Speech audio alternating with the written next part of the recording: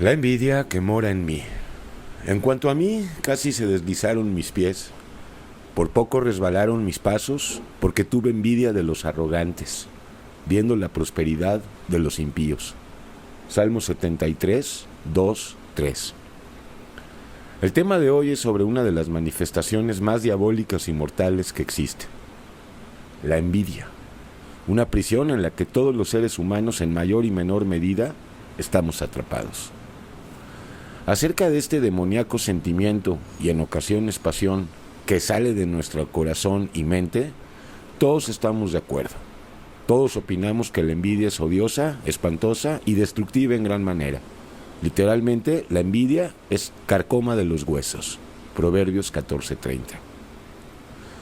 Como todas las expresiones satánicas, abordaremos el tema basándonos en el concepto bíblico y, por supuesto, con algunos ejemplos.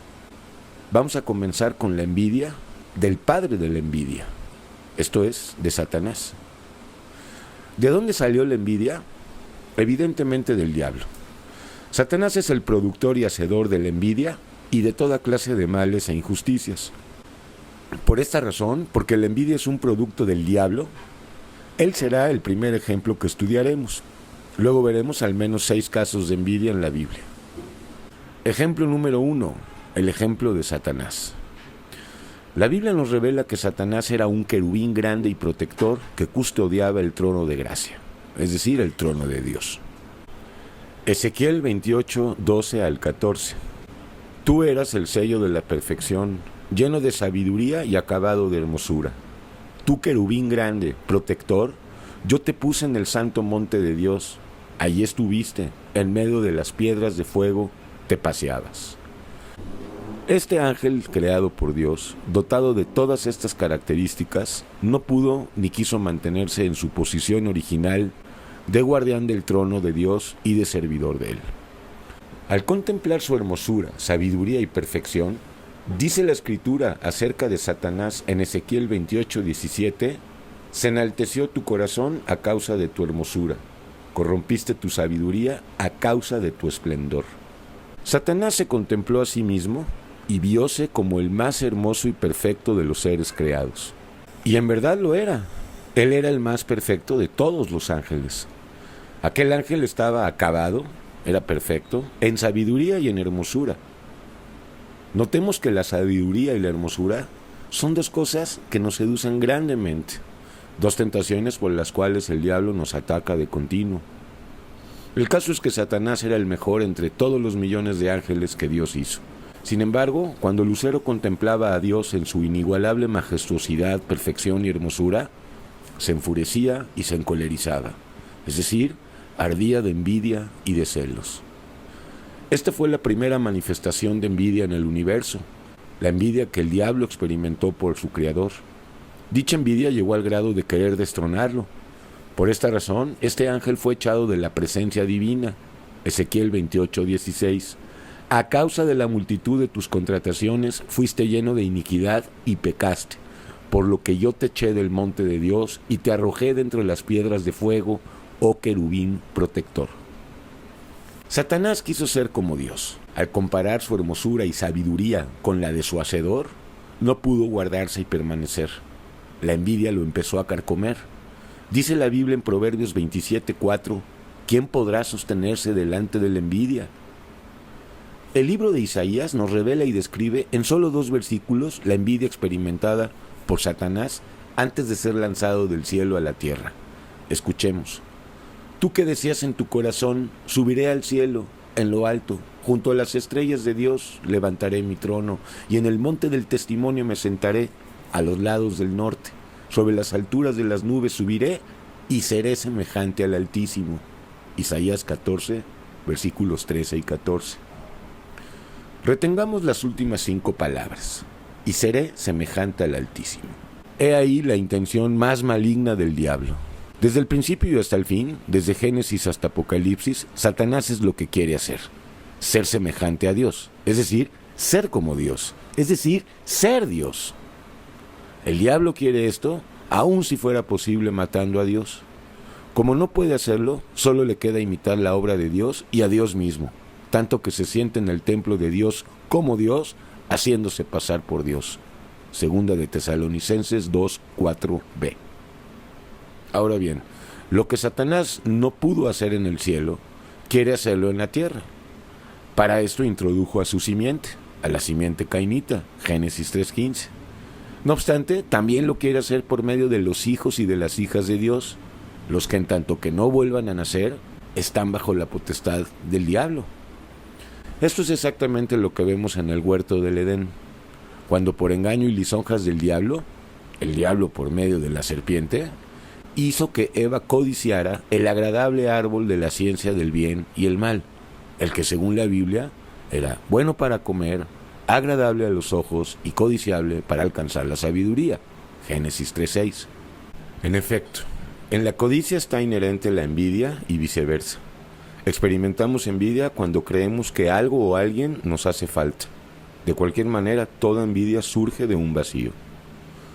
Pero la envidia, además de ser codicia, es un puente inmediato al orgullo, a la ira, al odio, a la tristeza, a la impotencia, a la frustración y en muchos casos al crimen y al suicidio. La codicia entraña ya la envidia y viceversa. Job 5:2b, y al codicioso lo consume la envidia. Segundo ejemplo, Caín. La envidia puede llevarnos al asesinato. Esto lo vemos inequívocamente con Caín y Abel. ¿Acaso no fueron la envidia y los celos lo que llevó a Caín al crimen? ¿Y por qué causa lo mató? Porque sus obras eran malas y las de su hermano justas. Primera de Juan 3:12. Todos los crímenes y guerras que han habido en este mundo tienen su raíz en buena medida en la envidia y en su prima hermana, los celos. Todas las separaciones y divisiones entre seres humanos, familias y pueblos tienen un común denominador, la envidia, un engendro del maldito Satanás. Imaginemos por un momento un mundo sin envidia. Es sencillamente inimaginable. Es probable que Caín nunca haya reconocido la envidia que sentía por su medio hermano Abel. Se trata de un sentimiento que produce una profunda vergüenza. En efecto, aceptar que somos envidiosos es una empresa imposible. Solo es posible por revelación del Espíritu Santo. Lo cierto es que cuando vemos la envidia dentro de nosotros, preferimos negarla. Solemos decir que no se trata de envidia. La justificamos de mil maneras, la maquillamos. La envidia se parece al miedo, un sentimiento que no nos gusta reconocer y aceptar ante los demás y especialmente ante nosotros mismos. Ya lo digo, se necesita la revelación de Dios para poder aceptar estas cosas sin odiarse. La envidia que mora en nosotros es parte del pecado que mora en nosotros, pero como lo hemos aprendido por la gracia y revelación de Yeshua, la envidia, aunque está dentro de nosotros, no es parte sustancial de nosotros. Hoy podemos vencerla y someterla si vivimos en juicio. Esto tras la victoria del Mesías sobre el diablo, es decir, el generador de la envidia. Fue Satanás el que importó la envidia a la tierra por medio del pecado que introdujo en la primer pareja de hombre y mujer, es decir, en Adán y Eva, y por supuesto, en todos los nacidos de mujer. Porque el pecado pasó a todo ser humano, dice Pablo en Romanos 6. Al entrar el pecado, entraron también la envidia y la rivalidad, esa insensata competencia entre seres humanos. Resulta muy claro, la envidia nos separa y nos aleja no solo de los demás, sino especialmente de Dios. Constituye una forma directa para contristar al Espíritu Santo, dejarnos llevar por la envidia.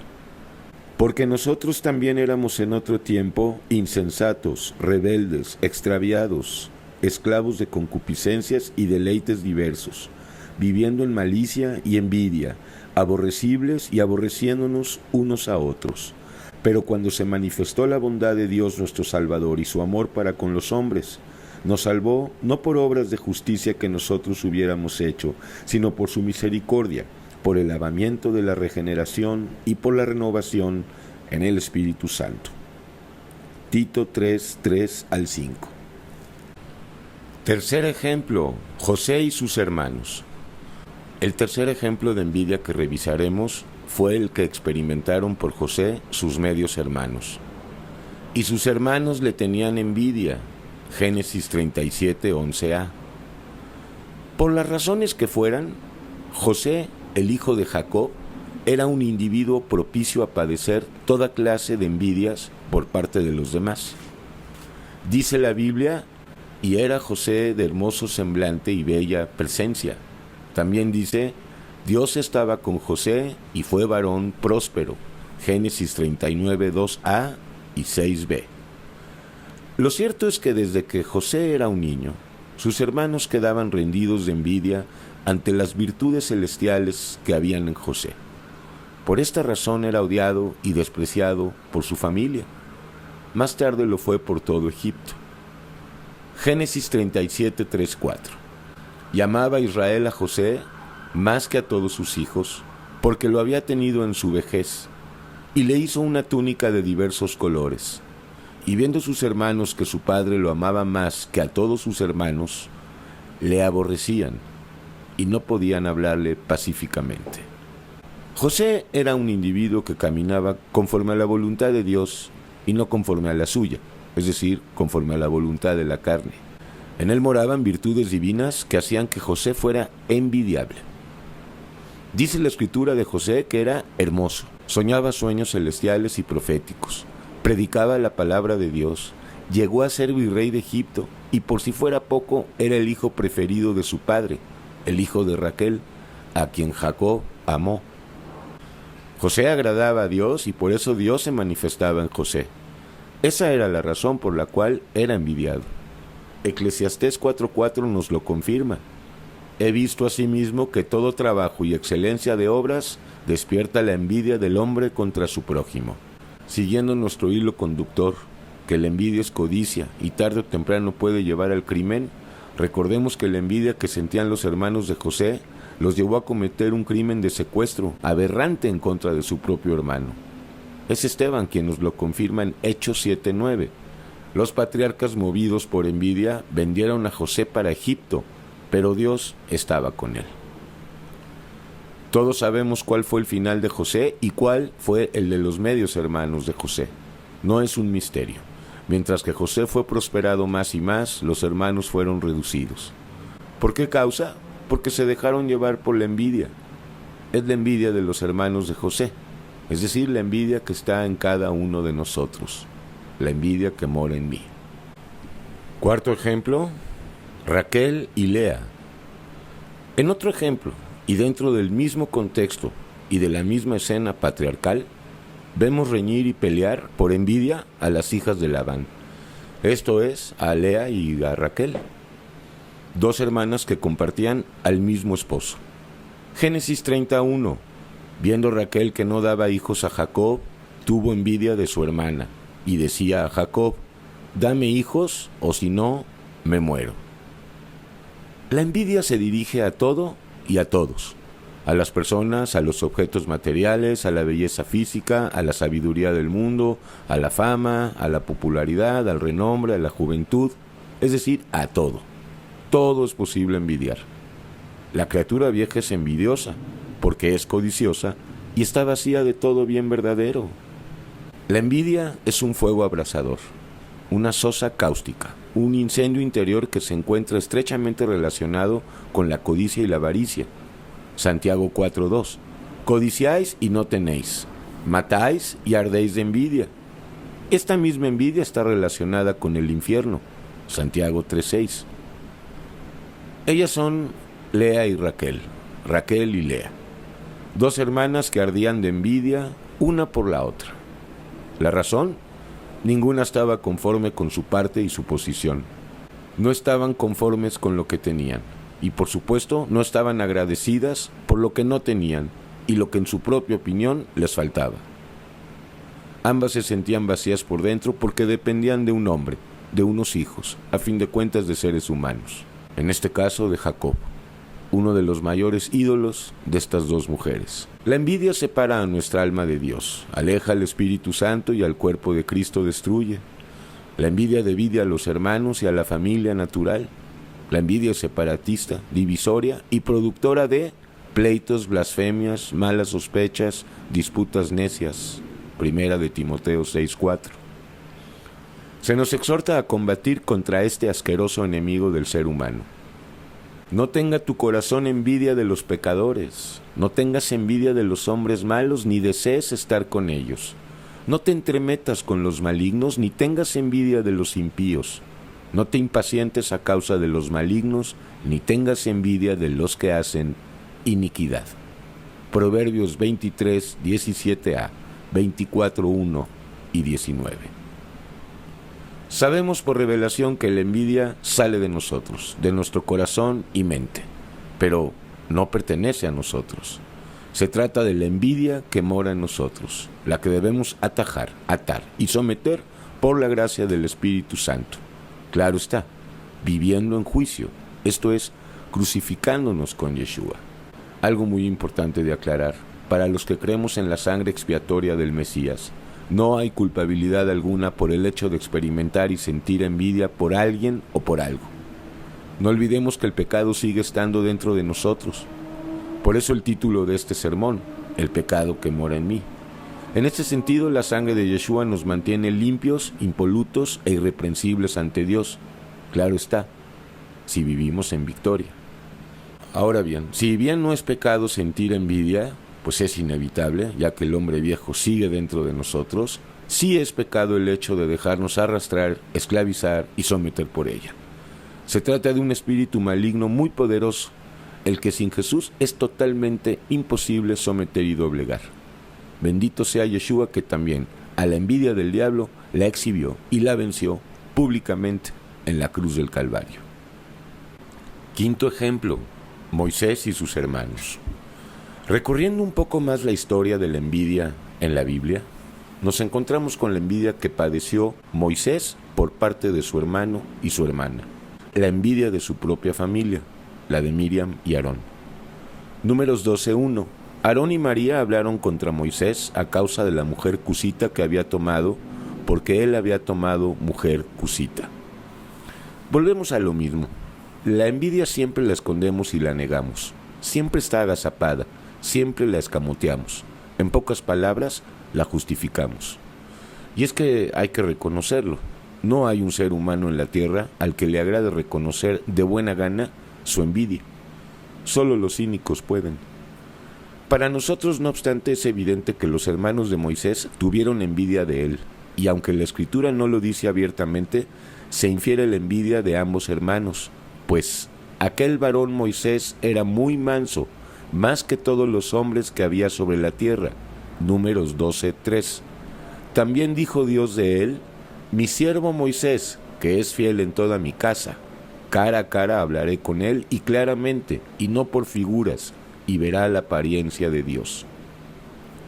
Como Abel, Jacob y David, Moisés era un individuo que trabajaba para Dios.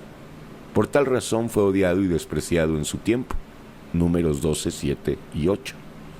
Moisés también padeció la envidia del pueblo cuando se levantaron en contra de él 250 hombres de los hijos de Israel, príncipes de la congregación, de los del consejo, varones de renombre. Números 16:2. Aquello era una verdadera rebelión en contra de Dios y de su siervo Moisés. Si no hubiera intervenido el Señor al abrir la tierra para que se tragara a los rebeldes, probablemente Moisés no hubiera salido vivo de aquel momento. El móvil o el resorte que produjo esta revuelta fue sin duda la envidia. La envidia, que ahora sabemos, es codicia. Tuvieron envidia de Moisés en el campamento y contra Aarón, el santo de Dios. Entonces abrió la tierra y tragó a Datán, y cubrió la compañía de Abiram, y se encendió fuego en su junta. La llama quemó a los impíos. Salmo 106, 16 al 18. No es posible calcular el daño que la envidia causa en nuestras almas, en nuestras vidas, en nuestros cuerpos, en nuestro entorno, y lo más delicado, en el cuerpo del Mesías Dios, en su iglesia. Es necesario saber qué hacer cuando la envidia sube de nuestro corazón perverso y engañoso con la intención de introducirse en nuestras almas. Ante la presencia de ella, lo primero que tenemos que hacer es confesarla y recordar lo que está escrito en Romanos 8:1. Ninguna condenación hay para los que están en Cristo Jesús. Lo segundo es no ceder a su influjo y poder y reprenderla en el nombre de Yeshua, es decir, con la mente de Cristo. Lo peor que podemos hacer es negarla. Esto equivale a decir que no tenemos pecado y en consecuencia hacemos a Dios un mentiroso. Gálatas 5:26. No nos hagamos vanagloriosos, irritándonos unos a otros, envidiándonos unos a otros. La envidia es un fruto de la carne y dejarnos arrastrar por ella es ir directamente al matadero. Es volver a Egipto. Tenemos y tendremos hasta el final guerra contra este enemigo. Por eso debemos crecer en la multiforme sabiduría de Dios. De otra manera, seguiremos siendo niños en Cristo, y los niños, además de ser envidiosos, en nada difieren de los esclavos. Gálatas 4:1. Porque aún sois carnales, pues habiendo entre vosotros celos, contiendas y disensiones, ¿no sois carnales y andáis como hombres? Primera de Corintios 3:3. Sexto ejemplo, Saúl. Veamos otro ejemplo más de envidia y de celos en la malograda historia de Saúl, el primer rey de Israel. Un individuo que padeció envidia y celos por David toda su vida, desde el día que lo conoció y hasta su muerte. Primer libro de Samuel 18, 6 al 9. Aconteció que cuando volvían ellos, cuando David volvió de matar al filisteo, salieron las mujeres de todas las ciudades de Israel, cantando y danzando, para recibir al rey Saúl, con panderos, con cánticos de alegría y con instrumentos de música. Y cantaban las mujeres que danzaban: Saúl mató a sus 1000 y David a sus 10,000. Y se enojó Saúl en gran manera y le desagradó este dicho y dijo: a David dieron 10,000 y a mí 1000. No le falta más que el reino. Y desde aquel día Saúl no miró con buenos ojos a David. Lamentable es la historia del envidioso y necio Saúl. Su aberrante narcisismo y egolatría le impedían no solo amar y adorar a Dios correctamente, sino a los seres humanos. Aún por su propio hijo, Jonatán, experimentó envidia, una envidia tan fuerte y tan virulenta que si no lo hubiese impedido Dios, aún a su propio hijo hubiera matado. Saúl es un ejemplo de envidia para todos. Basta ver la relación idolátrica que tenía con el profeta Samuel. No obstante, el caso de Saúl es extraño, pues humanamente hablando era un sujeto digno de envidia.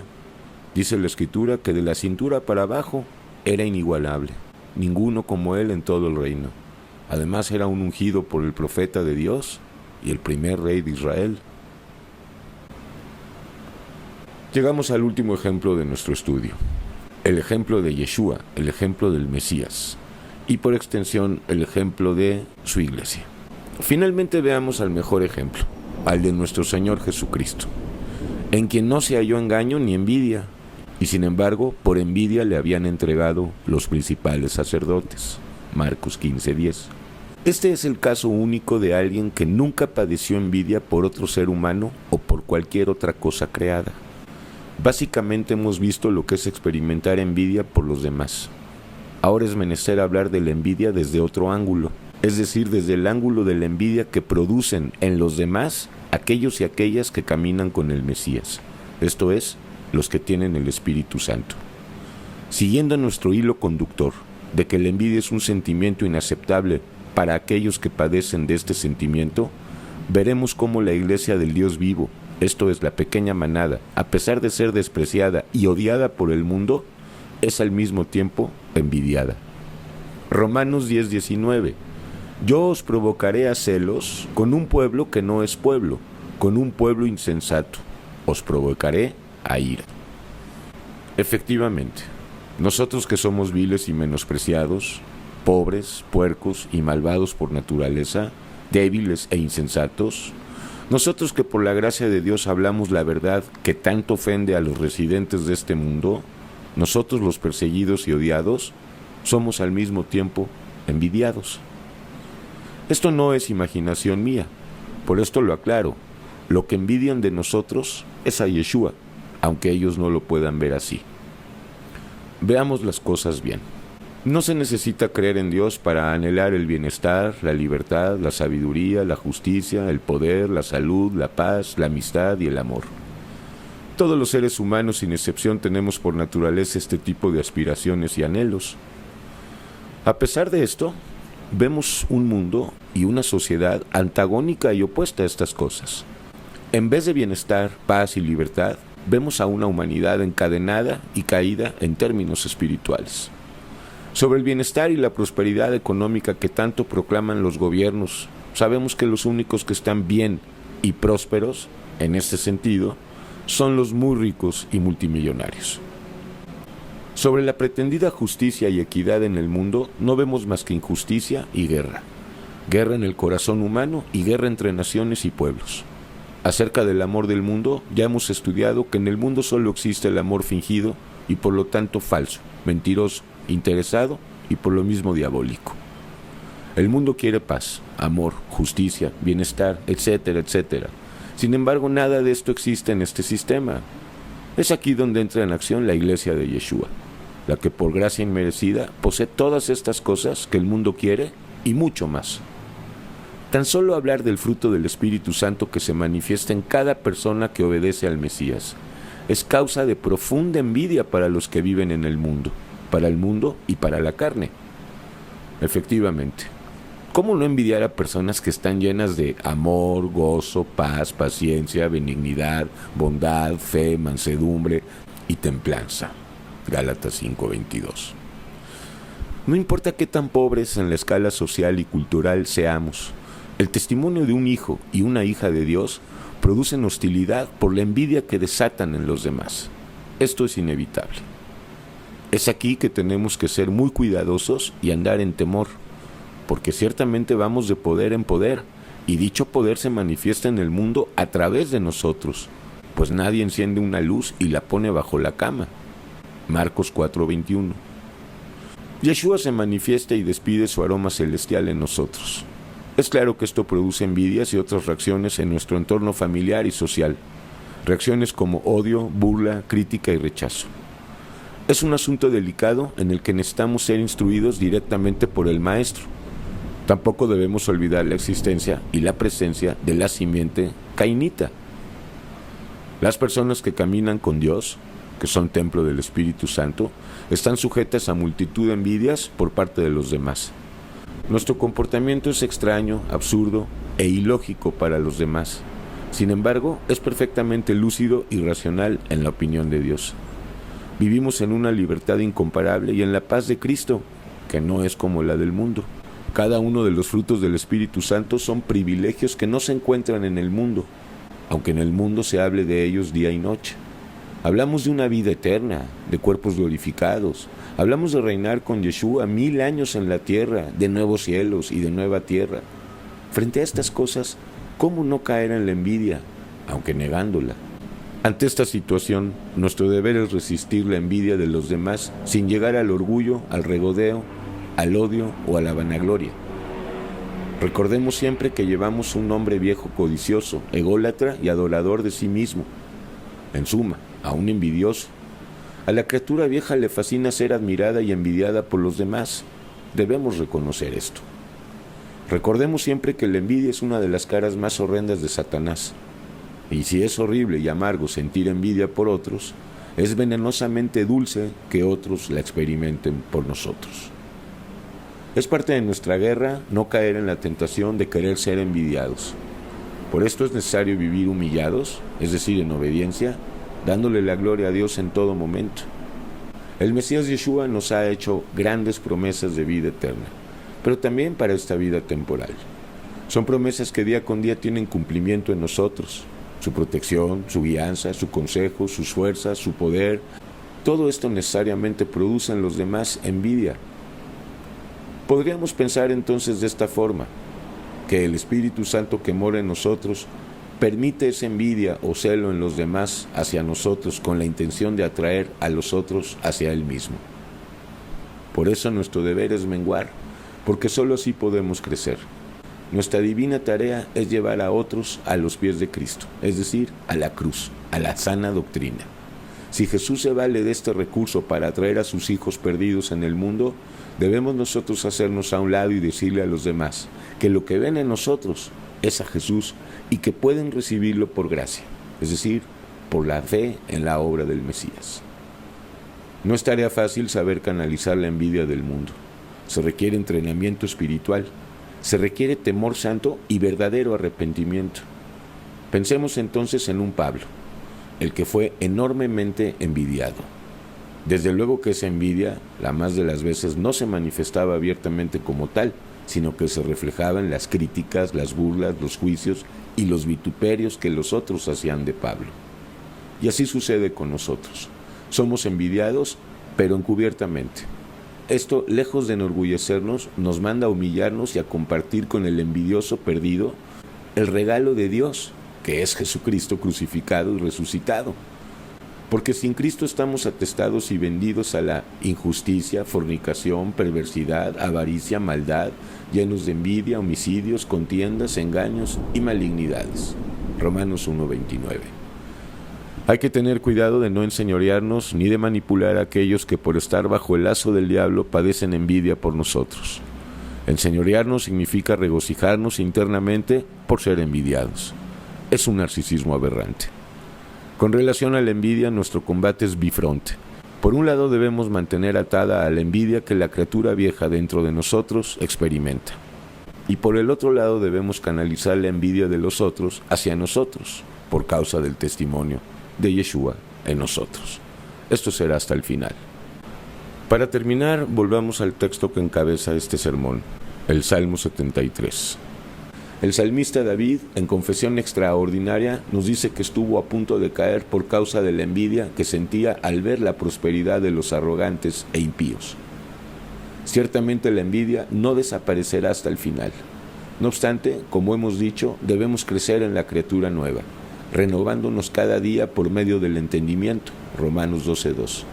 Solo creciendo espiritualmente podemos destruir al envidioso que todos llevamos adentro. Conclusión. Nos falta conocer a Dios. Tenemos Biblias y congregaciones, tenemos música y panderos, pero no tenemos lo más importante. No tenemos una relación íntima y personal y de poder con Yeshua.